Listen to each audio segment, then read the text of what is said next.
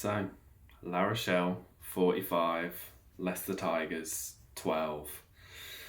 Ouch. Ouch, ouch. That was bruising to watch. Um, Definitely felt like we come up against the back-to-back reigning champions. Just physicality and power that you just don't face in the Premiership at all. They were super clinical, but they just looked huge in comparison to us, especially a certain Will Skelton that was just causing chaos throughout the whole game. But yeah, ouch. I'm sure there'll be quite a few tired and bruised bodies today throughout the Leicester camp. Yeah, it was a tough watch as a Tigers fan, especially in that second half. But also at the same time, an absolute privilege to watch such a good team like that in a stadium like that with the atmosphere was absolutely phenomenal.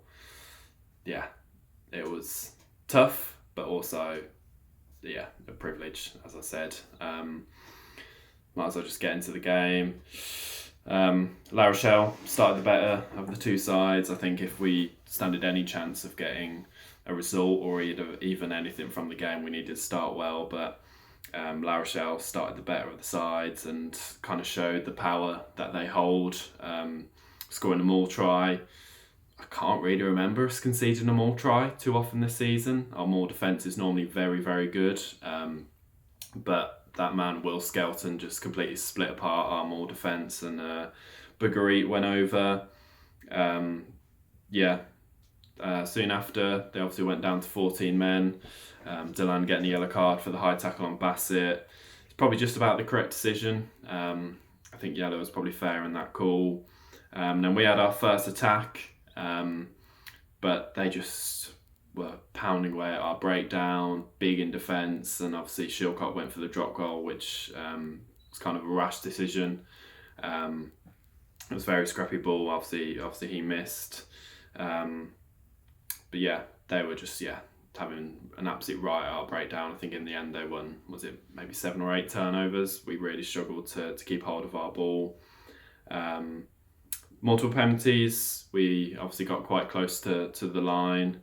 But again, good line out defence. But our attack was just quite poor. I think if one of Martin, Kata, Hatherall couldn't break the gain line, we just didn't really seem to know what to do. We didn't look too threatening. And again, that probably did come down to the fact that they're really targeting our breakdown. Just to keep the ball, we had to really send a few men in there to secure it. Obviously meant there was less players out in the backfield. That was a shame. But next try, La Rochelle scored it.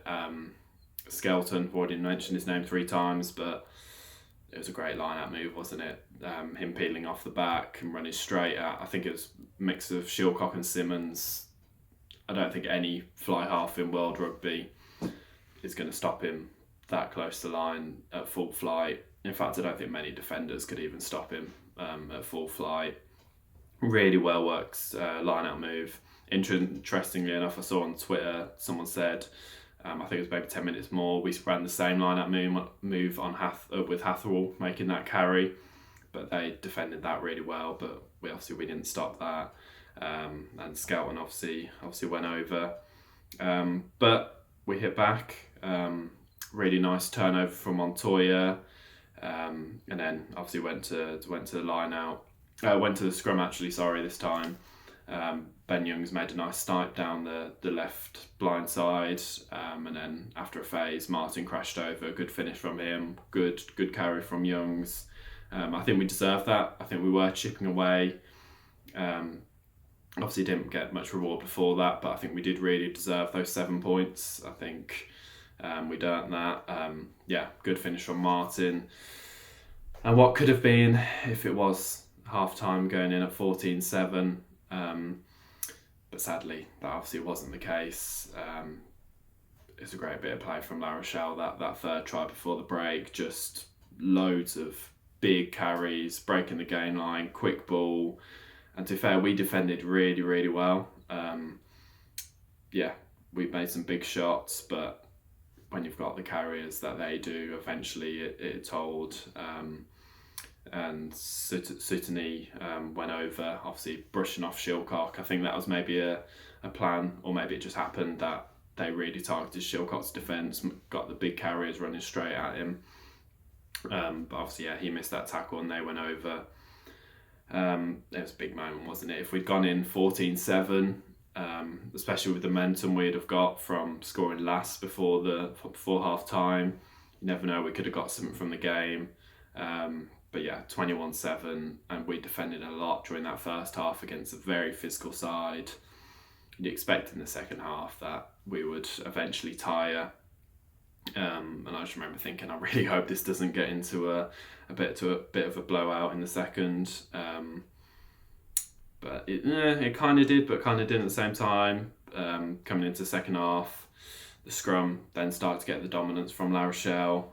There went two scrum penalties, one against the head, and then the one on their head. Thomas went in the corner for the bonus point try. I was hoping maybe they'd switch off like Prem teams would do when they get the bonus point try, but this is why the champions cut back-to-back winners. They don't switch off, they just kept at it. They were just phenomenal, really. Our breakdown again was they were having loads of fun at it, but we did have a few moments where we could have made things a bit interesting. Obviously, Skelton got the yellow for repeated offences on the 5 metre line, and then Dante got a yellow for a high tackle.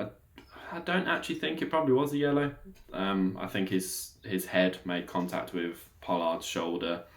Probably a penalty, but I think maybe a little unlucky to get the yellow. But that was a big moment then. Down to 13 men. Pollard sticks that 5 metres out. If we can come away with a try, you never know what could happen. You never know. But as what would happen, Polly missed touch. And then I think a few minutes later, down to 13. I think there was maybe a 3-man overlap. Hathaway drops it. It's big moments like that. You can't afford them against big teams like this. If one of those had gone to hand, one had gone to the corner, maybe we could have come away with a losing bonus point, but it wasn't to be. And then a few phases later, I think it was 5 minutes later or something like that, La Rochelle got their penultimate try. We attacked really well, probably our best attack of the whole game, really. Some really good carries, likes of Visa, likes of Hathaway, Martin. And I think, I definitely know that Pollard thought we got the penalty advantage, but it was just a scrum advantage. Obviously went for the quite, wasn't really on crossfield kick. It was quite a poor crossfield kick. Obviously they marked it, tap and go, and they went the whole field. Thomas again going over.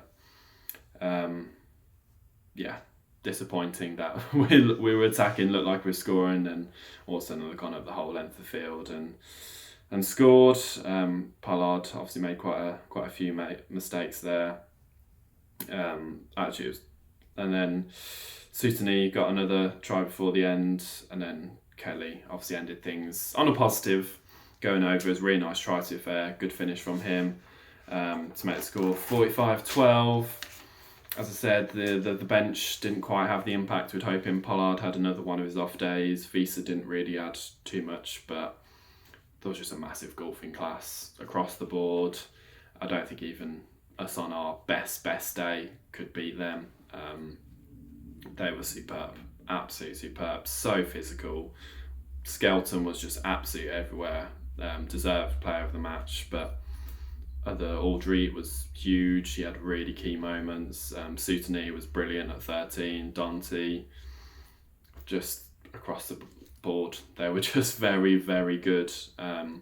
Obviously a disappointment as a Tigers fan was those 2 huge moments. Maybe if we'd gone in at half time just 7 points down, if Pollard had kicked to the corner, could have made things interesting, could have maybe got a losing bonus point when they were down to 13. But when it's a team like that, any mistake you get absolutely punished. And the fact that they had to get 5 points as well, I don't think there was, it was always going to be a tough afternoon. But On some positives, standouts, Joe Hayes on the rewatch, I thought he was absolutely brilliant off the bench. Made some really good carries. I think maybe 4 or 5 carries. It's quite a lot for him. I think won 2 scrum penalties as well. He was very good. Obviously, England team comes out on Wednesday for the Six Nations. I'd expect to see his name in there. Ollie Chesham, obviously up against quite a tough duo in Delan and Skelton, but I thought line-out was pretty good for the majority of the game. Stole maybe 1 or 2 line-outs as well. I thought he had a good game. Solomon Akata, as already said, he's kind of our own attacking threat, really. We have the players, but don't really seem to be running too many nice attacking moves. A lot of the time it's just give the ball to him and hope he breaks the gain line, which he did do quite a lot, which is some going against a defence like that. Montoya, 17 tackles, 0 missed tackles. Thought he was very good in defence. Good. Got a little bit pinned at the breakdown, but obviously won that key breakdown penalty that led to the Martin try. Dan Kelly was a really good finish from him. I think he had a pretty decent game as well. Obviously great to see Matt Scott back out there. But player of the match, George Martin. What a few months he's had. What a year, really. He's just, brilliant. He completely matched the physicality and the power that La Rochelle had up against Skelton. He was, absolutely huge. Some huge moments in defence, really physical. Finished his try really well. As I already said about Six Nations, he's got to be England's starting 4. He's just absolutely phenomenal player. What a player George Martin is. He was definitely player of the match for me. What a trip. Result aside, even the match itself, but really lovely place, La Rochelle. Great place to watch rugby. Lovely little town on the sea. Great stadium. Great atmosphere. I'm hoping... I know for certain there was a few Leicester Tigers people high up in the club that were there yesterday. I'm hoping they see that, take note of what they did to build the atmosphere. Just little things like reading out when a player scored a try, reading out the first name, then the crowd reads out the second name. Just little things like that. I think it's absolutely brilliant. They used music really well. It was phenomenal. Really, really good atmosphere. I know Welford Road has good atmosphere sometimes when we're doing well, when things are, when we need a big moment, but it can go flat for other periods of time. But I felt like yesterday it really didn't go flat too often. Helps that they were playing so well and scoring a lot of points, but I think there's a lot we can learn from them. Brilliant atmosphere, brilliant stadium. But it's a tough loss. Really was a tough loss, but we move on to Leinster. And obviously when we saw the group announce Paula Death, if you'd given the fact we could still get home round the 16 position, I'd have bitten your hand off at the start of the season. So the fact that's still on is brilliant, absolutely brilliant. And I think barring some crazy result with Sale beating La Rochelle at home next week and La Rochelle getting 2 points, we are through to the round of 16 stage. Might just scrape through. But if we can somehow turn over Leinster, it's going to be a very tough game, especially on the back of a 6-day turnaround. And there'll be a lot of battered and bruised boys today going into the week.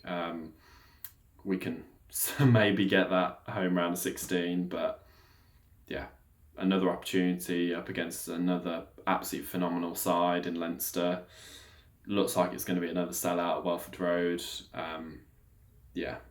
Another week, another absolute massive game. On to Leinster.